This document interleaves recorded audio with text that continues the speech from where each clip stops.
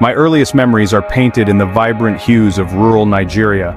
The sun-drenched fields, stretching endlessly under the vast azure sky, were my playground. I remember running through the tall grass, feeling the warmth of the sun on my skin and the gentle breeze that carried the scent of wildflowers. The rhythmic chants of farmers, their voices rising and falling in a harmonious cadence, were the soundtrack of my days. These chants were more than just songs, they were a testament to the resilience and unity of our community. Each note carried the weight of generations, echoing the struggles and triumphs of our ancestors. The comforting aroma of my mother's cooking rich stews bubbling over open fires, the sizzle of frying plantains, and the fragrant spices that filled the air. These were the scents and sounds of my childhood. They were a source of comfort and security, a reminder that no matter what happened outside, home was a place of warmth and love. But beneath this idyllic surface, a current of unease always lingered, like a shadow that never quite disappeared. It was an unspoken tension that hung in the air, a silent reminder of the fragility of our peace. The adults in our village often wore worried expressions, their faces etched with lines of concern. They spoke in hushed tones, their conversations filled with words I didn't understand but could sense were important. It was as if they were always waiting for something to happen, something that could shatter our fragile tranquility. I was too young to understand the complexities of the Nigerian Civil War, a brutal conflict that had ripped our nation apart years before my birth. The war was a distant memory for some, but its scars were still fresh for many in our community. The war had left deep wounds, both visible and invisible. Families were torn apart, homes destroyed, and lives forever changed. The stories of those dark days were passed down through generations, a painful legacy that we all carried. Its echoes resonated in hushed whispers, in the cautious glances exchanged between adults. I often found myself straining to hear their conversations, trying to piece together the fragments of their stories. The wary glances, the furrowed brows, the quiet sighs, they all spoke of a past that was never truly gone. It was a past that haunted our present, a ghost that refused to be laid to rest. In the stories of lost loved ones and shattered dreams, I saw the pain and sorrow that lingered just beneath the surface. These stories were told with trembling hands and tear-filled eyes, a testament to the enduring impact of the war. Ours was a fragile peace, held together by threads of hope and the unspoken fear of what might come.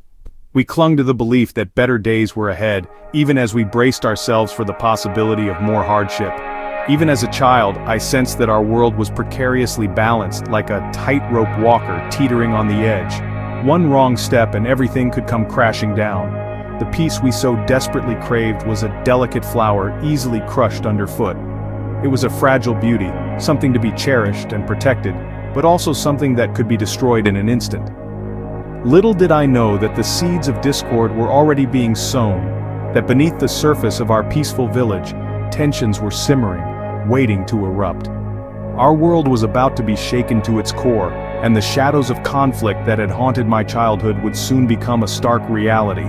The peace we had known was fleeting, and the storm that was coming would test the strength and resilience of our community in ways we could never have imagined.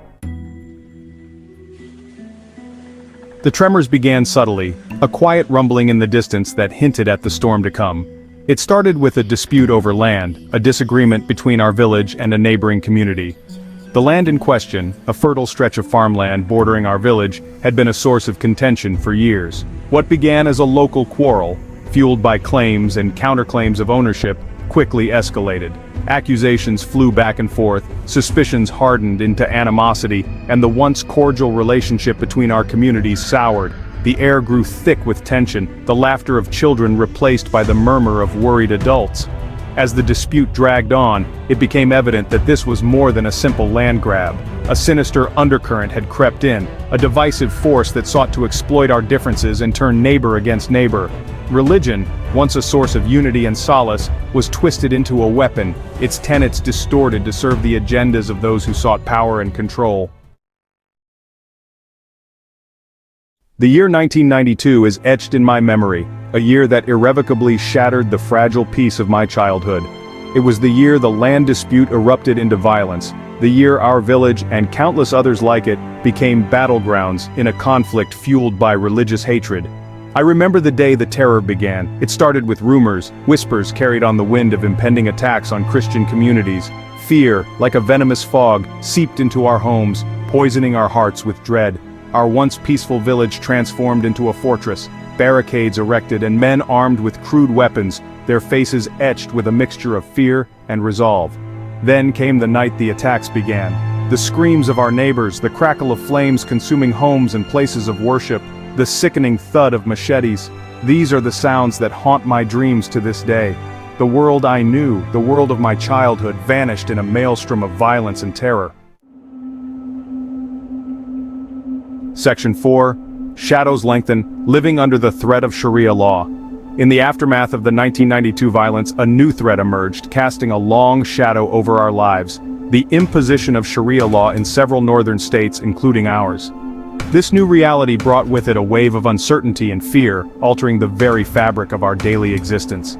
The once familiar streets and marketplaces now felt alien, as if we were strangers in our own homeland. For Christians in these regions, it felt like a noose slowly tightening, a constant reminder of our vulnerability and second-class status.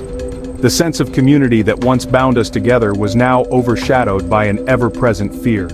We were constantly on edge, wary of every interaction, every glance, every word spoken in public.